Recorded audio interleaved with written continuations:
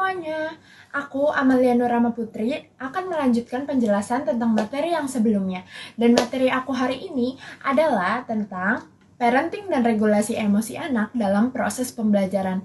Kita sebagai calon ibu atau sebagai calon orang tua akan merasakan hal tersebut loh.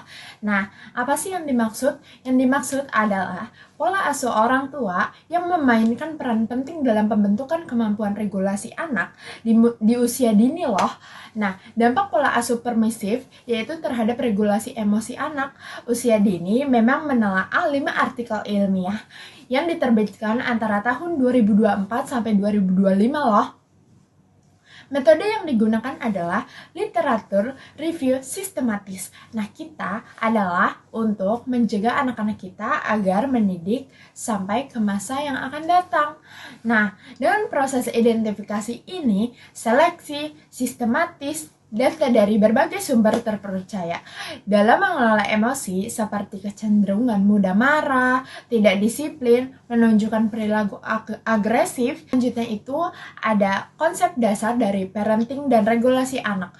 Kita sebagai calon orang tua harus mendidik anak kita agar lebih disiplin dan lebih baik. Nah, kita pun juga harus mendidik anak dengan cara kita sendiri, yaitu perkembangan sosial dan emosional anak di usia dini merupakan aspek penting yang perlu diperhatikan karena berdampak pada kemampuan anak mengelola emosi, berinteraksi, dan berperilaku. Pola asuh orang tua sangat mempengaruhi pembentukan regulasi emosi anak. Interaksi yang sangat hangat, responsif, dan terstruktur membantu anak mengenali, mengendalikan, dan mengekspresikan emosinya secara tepat. Sebaliknya, kurang interaksi berkualitas serta paparan media digital yang berlebihan pun dapat menghambat perkembangan emosional dan memicu perilaku agresif atau sulit diatur. Kalian sudah tahu kan, di zaman digital sekarang banyak sekali anak-anak yang susah diatur karena keseringan menggunakan gadget. Nah, maka dari itu kita sebagai calon orang tua harus mendidik anak dan membatasi anak menggunakan gadget. Gitu. Selanjutnya, di sini ada masalah awal yang timbul pada regulasi anak. Nah, ini adalah masalah-masalah yang akan timbul pada regulasi anak.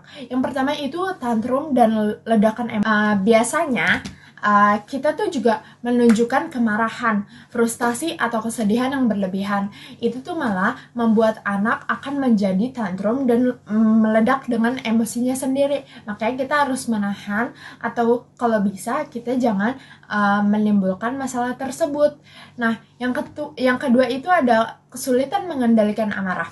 Nah, biasanya anak-anak tuh kayak cepat marah, cenderung agresif, memukul, atau melempar barang. Nah, itu tuh biasanya memerlukan waktu lama untuk meredakan amarahnya. Yang ketiga, itu ada tidak mampu menunda keinginan. Nah, kalian tahu kan, banyak anak-anak sekarang yang sering apa-apa langsung dibelikan. Nah, itu tidak baik ya teman-teman. Itu tuh menunjukkan sifat impulsif, menuntut, terus menginginkan semua kepenuhannya tuh keinginan secara instan dan mudah menyerah jika tidak mendapatkan apa yang diinginkan saat itu juga gitu. Jadi yang keempat itu ada kurangnya pemahaman tentang emosi. Nah, anak pun tidak bisa mengenali atau menamai mana yang dia sedang emosi dan mana yang sedang dia rasakan, rasa antara kecewa dan rasa antara marah. Dan yang terakhir itu ada menarik diri atau menjadi pasif. Nah, biasanya banyak anak zaman sekarang alih-alih tuh meledak akan memilih untuk memendam dan menyembunyikan semuanya, menjadi pendiam, terus abis itu menghindari interaksi sosial, terus juga tidak tahu bagaimana cara mengatasi masalah tersebut dengan nyaman. Maka dari itu kita sebagai calon orang tua harus mengetahui hal-hal apa saja yang dirasakan oleh anak tersebut. Nah, selanjutnya itu ini adalah strategi yang paling penting dan praktis untuk meredakan regulasi emosi anak loh. Nah, yaitu mengubah pola asuh permisif menjadi pola asuh responsif. Nah, biasanya kayak kita tuh cenderung membiarkan semua keinginan anak untuk tidak mendapatkan batasan yang tidak berlebihan, tapi kita juga tetap harus mengendalikan tersebut gitu. Yang kedua itu ada melatih anak memahami konsekuensi pada setiap tindakan. Biasanya kita harus kayak membantu anak menghubungkan perilaku mereka dengan rasa hasilnya, kayak karena kamu sedang menendang kayak misalnya ada anak yang sudah merusak mainannya. Nah, kita tuh kayak ngomong gini, karena kamu sudah menendang mainanmu, sekarang mainan itu rusak dan tidak bisa dimainkan selama sehari gitu. Jadi kita tuh harus memberikan hukuman kecil agar anak tersebut tuh tidak terbiasa untuk melakukan hal-hal tersebut gitu. Tapi juga tidak dimarahkan. Jadi itu adalah cara strategi yang baik buat anak kita. Yang ketiga pun itu melatih kemampuan tunda kepuasan. Nah, seperti yang tadi, itu biasanya kita tuh mengajarkan anak untuk sabar, menunggu demi mendapatkan apa yang dia inginkan. Contohnya seperti menabung atau menyisihkan uang jajan gitu.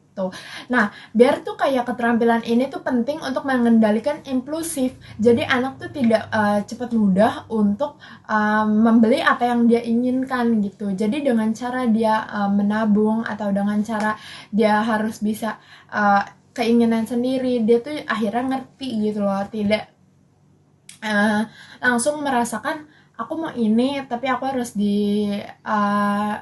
aku harus diturutin langsung gitu. Orang tua menjadi model regulasi anak yang baik.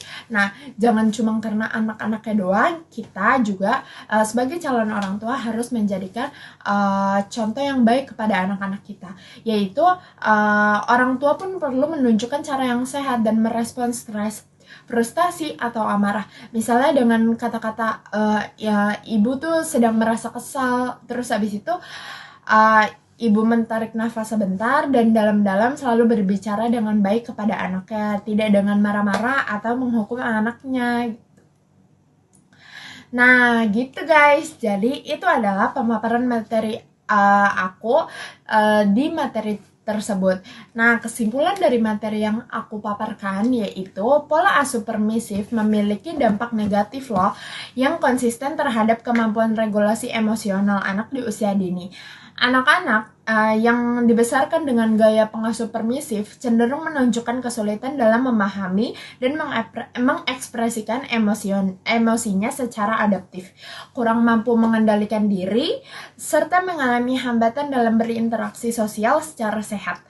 Gaya pengasuhan yang minim struktur, tanpa batasan tegas, dan kurang pengasuhan yang konsekuensi atas perilakunya terbukti penghambatan belajar emosional anak sejak usia dini. Ini pun dapat menunjukkan untuk menyusun program pelatihan pengasuhan yang menekankan pentingnya regulasi emosi anak, memberikan edukasi berbasis bukti bagi orang tua pun mampu tenaga pendidik anak di usia dini. Jadi, penjelasan yang telah saya paparkan itu bisa membuat contoh-contoh yang baik kepada calon orang tua dan meregulasikan emosi anak di dalam parenting orang tua. Dan sekian, terima kasih. Selanjutnya penjelasan akan dijelaskan oleh teman saya. Bye!